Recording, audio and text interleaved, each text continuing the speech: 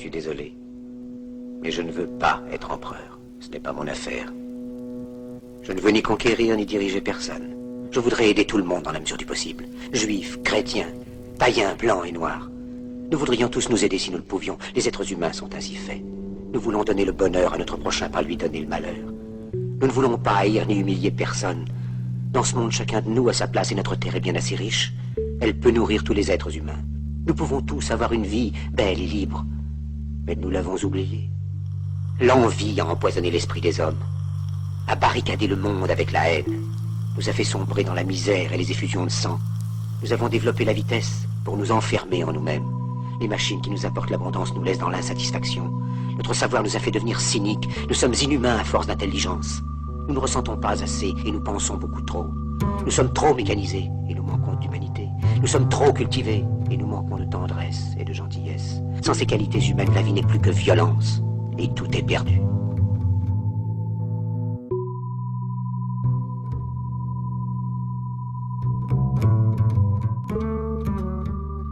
En ce moment même, ma voix atteint des millions de gens à travers le monde.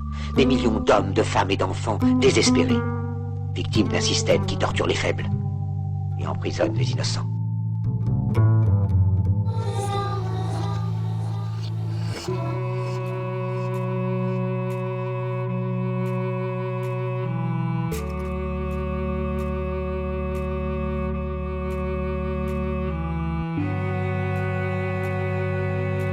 Je dis à tous ceux qui m'entendent, ne désespérez pas.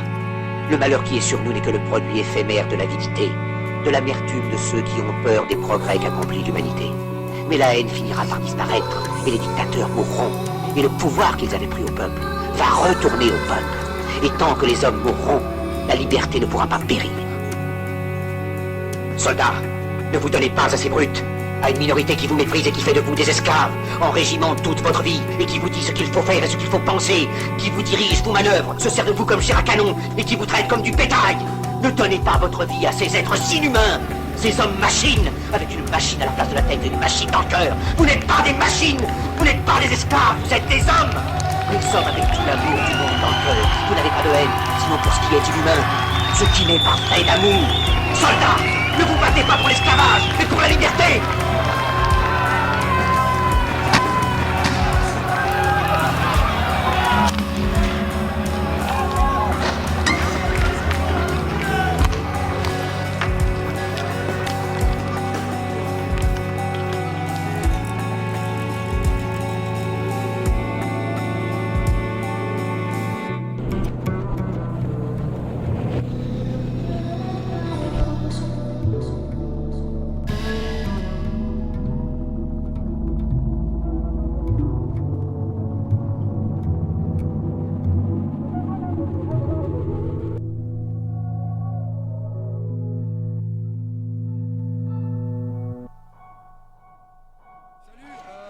On a passé une journée qui n'est pas encore terminée, mais vachement vivante, vachement créative, vachement dynamique.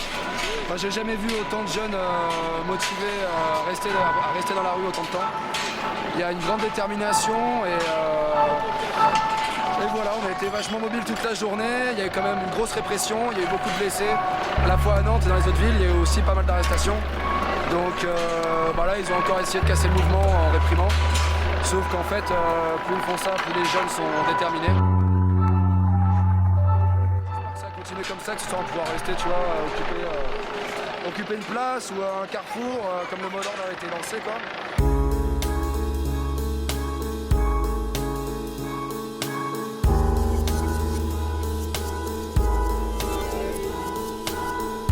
Ce qui est intéressant aussi dans les slogans qu'on a pu entendre, c'est que les jeunes et les autres manifestent contre cette loi-là, mais pas seulement. Il y a vraiment une prise de conscience ici plus globale, avec une remise en question globale du système dans lequel on vit.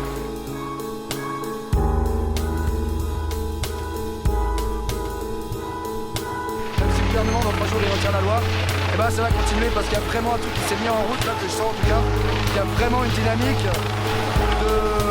d'affirmer une réelle volonté de vivre et pas de survivre en fait.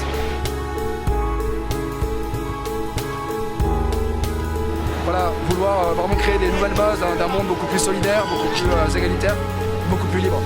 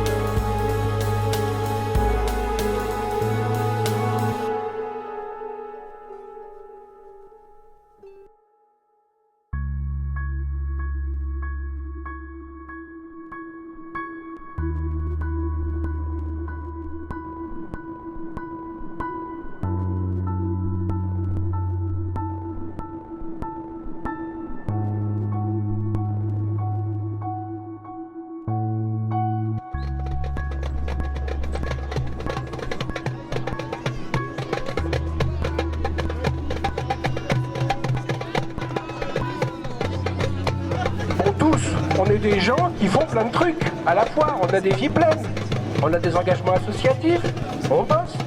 Certains étudient. Dans près d'une trentaine de villes en France. Là, très récemment, c'est dans plus d'une soixantaine de villes. Le mouvement est prendre l'ampleur à une vitesse alarmante pour les puissants. En France et en Europe et partout dans le monde, puisque j'ai appris ce matin, je crois, que la Nuit debout existe maintenant outre-Atlantique, à Montréal. Ça se développe de plus en plus.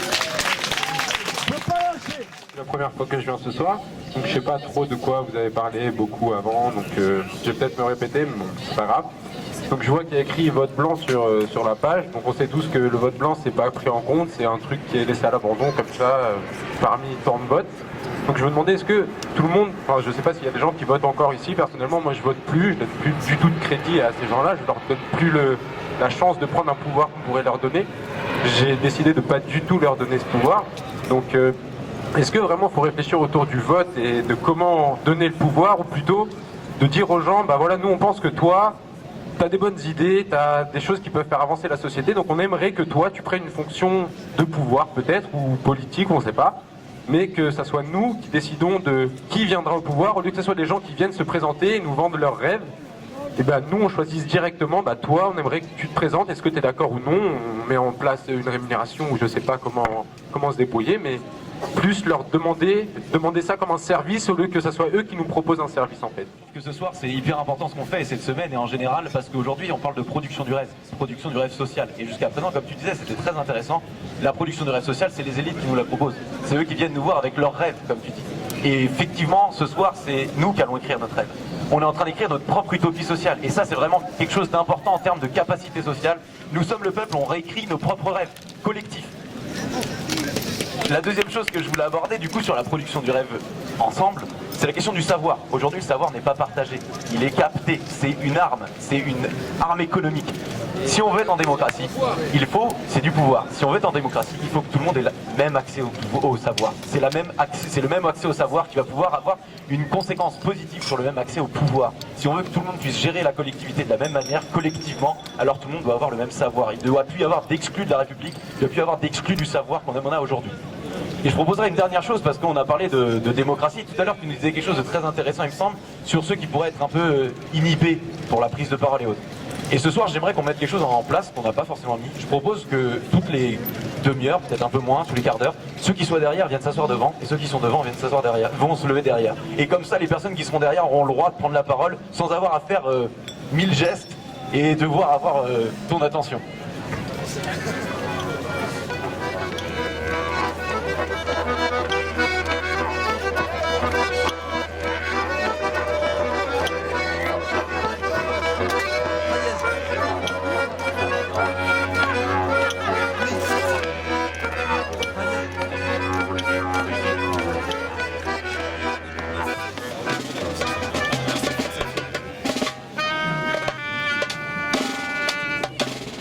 Il faut se convaincre que tout le monde est compétent.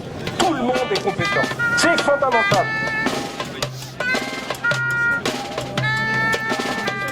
J'ai vu des gens qui étaient capables effectivement de faire des ministres alors qu'ils avaient un CAP. La seule chose qu'on nous demande, c'est de nous laisser penser. Comment on va traduire nos rêves concrètement et comment on va pas se laisser bouffer par nos rêves. Parce qu'on s'est laissé bouffer par nos rêves, on a oublié qu'on avait rêvé un peu.